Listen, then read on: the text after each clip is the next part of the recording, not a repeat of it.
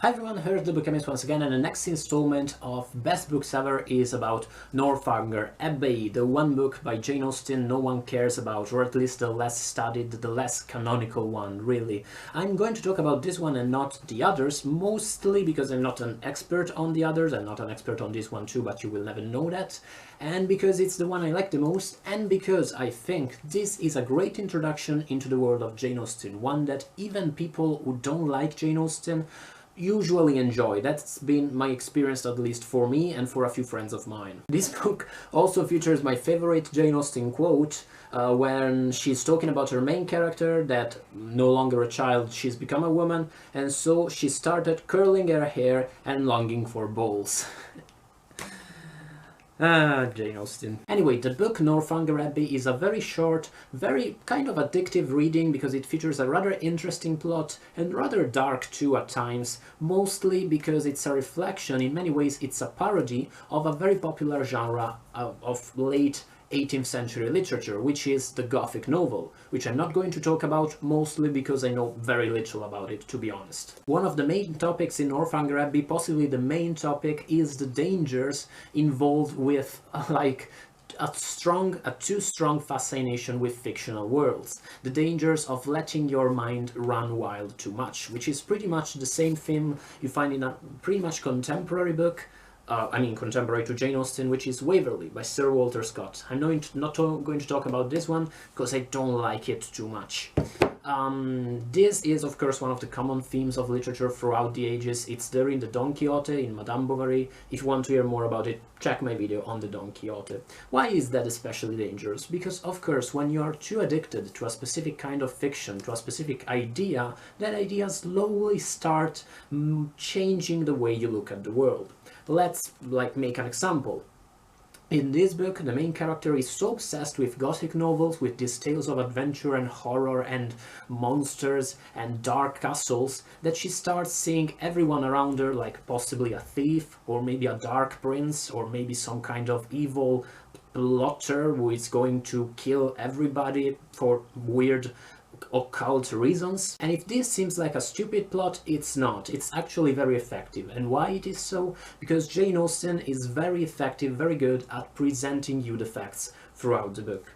This is what makes Jane Austen so important and makes her still live nowadays, even though many people who don't know her might actually think she's just about, I don't know, silly women stuff like balls.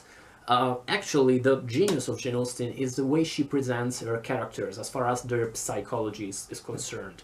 In this book, what makes it so effective is that you find out about the events in a certain way, in a certain perspective, because the narration is focalized closely from the perspective of one of the characters, of the main characters, who is herself obsessed with these kinds of things and thinks everybody is a murderer. That is a bit of what happens in the most famous among Austen's work, which is Pride and Prejudice. You find this guy called Mr. Darcy, and at first he looks like a total asshole, and if you're a reader who knows nothing about the book, you might think he is a total asshole, because of course the narration is focalized from the perspective of the main character, who knows little about this guy, and the few things she knows are all terrible. But as the book progresses, I'm not going to spoil you the fun, but you see, as the more info you know, the more the character's opinions change, the more your opinion changes too. And so you travel through the mind of this character, you travel through this moment in her life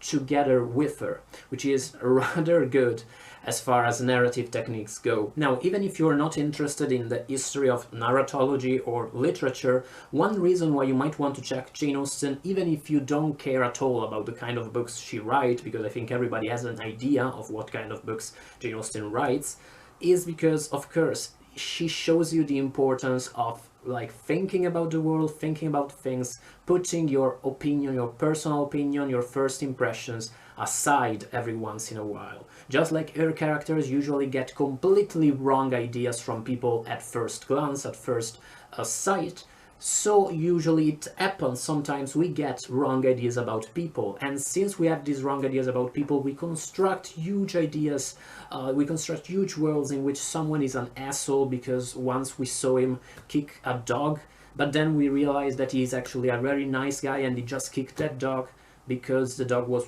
trying to kill him. Other times these things happen in a more sensed way. Of course, this is only one of the many lessons Jane Austen can teach you. Do not hate people who kick dogs.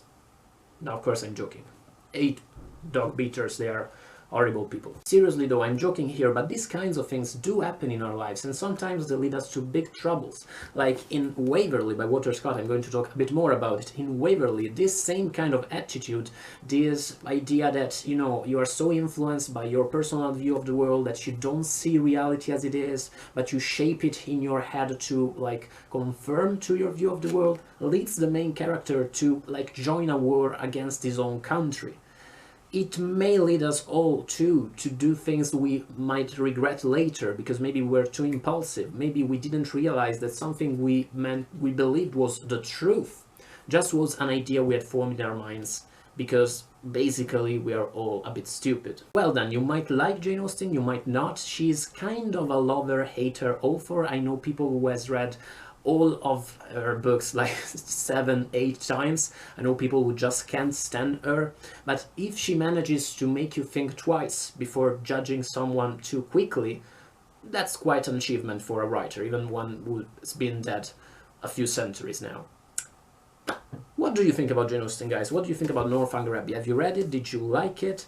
What do you think about her fiction? Do you have any prejudices against her fiction? Because you see, prejudices are wrong. Let me know what you think in the comments below. I will see you in the next one. Thank you so much for watching. Bye, guys.